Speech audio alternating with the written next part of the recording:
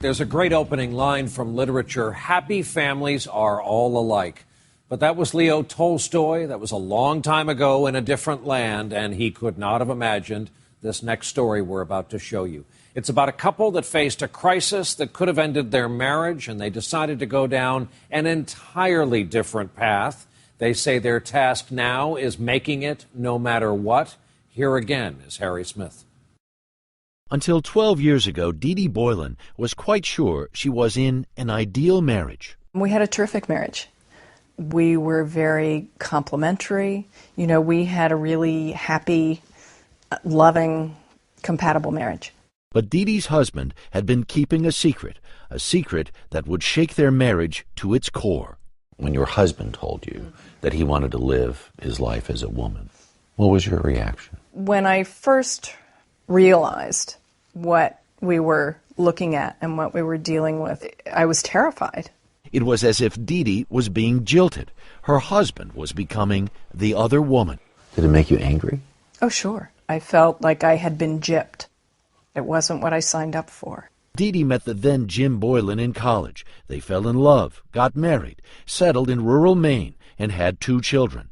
Unbeknownst to Dee Dee, Jim had spent his life feeling he was stuck in the wrong gender. But he thought his love for Dee Dee had cured him of that. He thought wrong. Jim is now Jenny.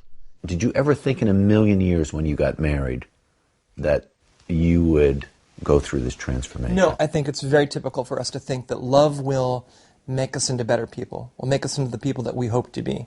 I really felt that that part of my life was over, but it only took a few years before the feelings returned, and returned more powerfully. After a dozen years of marriage, Jim decided to become a woman, even if it cost him his relationship with his wife. You turn to your wife and say, I'm really going to do this. Was it easy for her? It was murder. It was terrible to see her suffer with a sense of loss. While Dee Dee was devastated, Jim was finding out what it was like to have his dream come true. I was kind of intolerable for a while. I was giddy. I was giddy in the way that someone who's not been able to have something that they want their entire life suddenly gets that thing. I'd wear, little stretchy t-shirts and, way too much makeup, and I was really very girly in a way that was kind of embarrassing for a 40-year-old. And it's one thing to have your husband turn into a woman. It's another thing to have your husband turn into a 15-year-old. Once the transition starts in earnest, how difficult was it for you? One of the ways that I dealt with it was to sort of say, look, I'm not your consultant on how to be a girl. I didn't want her to touch my stuff. I didn't want her to wear my earrings. She got the journey of discovering who she really was. And I had to sort of watch the man I had married disappear. Did you ever think about getting a divorce? There were times when I thought, I don't know if I want to be married to a woman, but I didn't think we're cutting it off. At about the same time Jim was becoming a woman, Dee Dee's sister was dying of cancer. And in that loss, Dee Dee had a realization. It became really clear to me that there was a big difference between someone changing genders and someone really disappearing. I'm still married to the same person that I married 25 years ago. Is there anything you miss about having a husband? I miss, walking through the world like a man and a woman. And our intimate life has changed. So if you're a woman who marries a man, right, and the man becomes a woman, are you still heterosexual now if you love a woman? Even though I adore my partner, if we're not sexually involved, then my sexuality hasn't changed. You're not a lesbian. I'm not a lesbian. Yet. Exactly. Not only were the Boylans trying to save their marriage, they were concerned about something much more important, how this change would affect their children. There was no roadmap for explaining transsexuality to a toddler. Greatest worries that I had is that what is their life going to be like without a father? What was your greatest fear about your family? The thing that I worried the most about was the boys being somehow victimized or picked on or bullied. Jenny has written a book, Stuck in the Middle with You. It's about the changing face of the American family. In it, she describes the resilience of her sons, Zach and Sean. Your children were small when you really made the full transition. Yeah. And they could see this, but they're very young. When did you have the conversation with them? In the beginning, they didn't need to know everything. The way I explained it was, look, I have a condition in which on the outside I look like a boy, but on the inside I feel like a girl.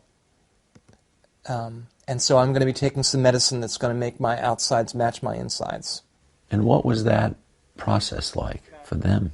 I don't think my younger son, Sean, has much memory of me as a father.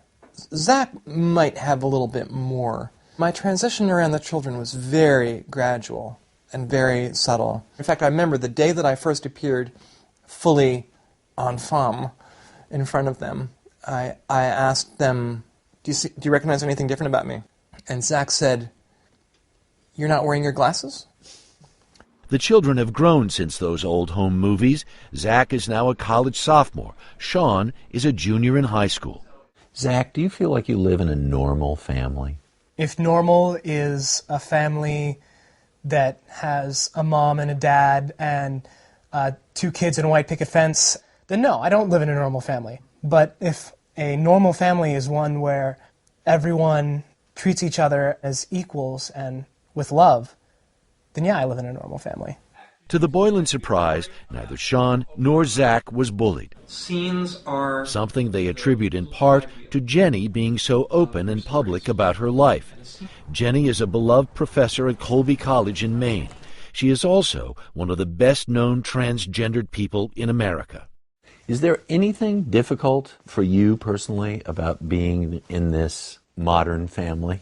The only thing that's ever difficult is explaining to people before they come over, hey, my family's a little bit different. But everyone who I've told, even though it's been a little awkward for me to explain, I've got 2 moms, I don't have a regular family, they've understood. The thought that has occurred to me a couple of times, does love conquer all? Yeah, it must be love. It must be love that makes it possible to forgive hurts and to weather things together and to keep going in a marriage.